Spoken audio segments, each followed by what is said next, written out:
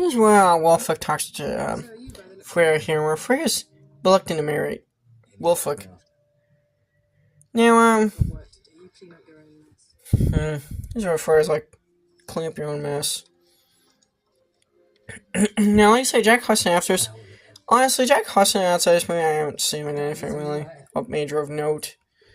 To be honest, I never watched Boardwalk Empire. I know that's what people probably might recognize him for. Like I said, he's actually the nephew of Danny Huston and Angelica Huston. He's the son of the forgotten Huston son. I can't think of his name. He's actually technically a British royalty. He's actually the daughter of. He's actually the son of British.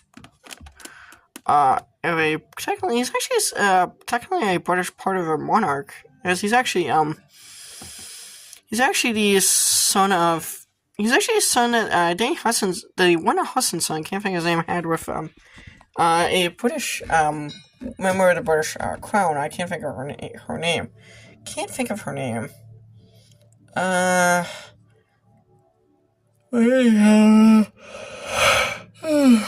Excuse me. Now, Danny Huston, now, of course, like, Jack, now, here's where you see, now, here's where Kynan, he puts his hands between the forge iron to burn his restraints.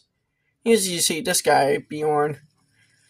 Now, if you go on thinking, wait a minute, why does this movie look like a episode of Game of Thrones?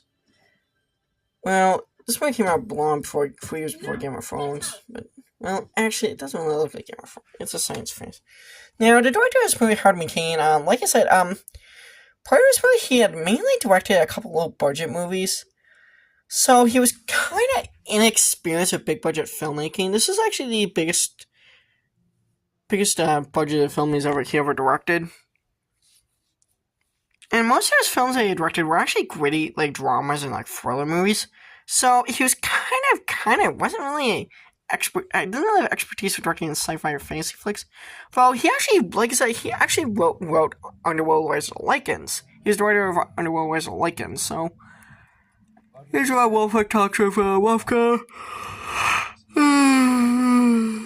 Off the top of the tower, of the cat, top of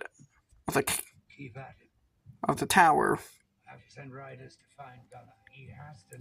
Gunnar is basically the main Viking. He's the main human antagonist of this movie. Even though the real antagonists are actually the Morwen, who are actually these alien monsters. Yeah, this movie, like I said, it was actually Ron Perlman and John Hurt's second film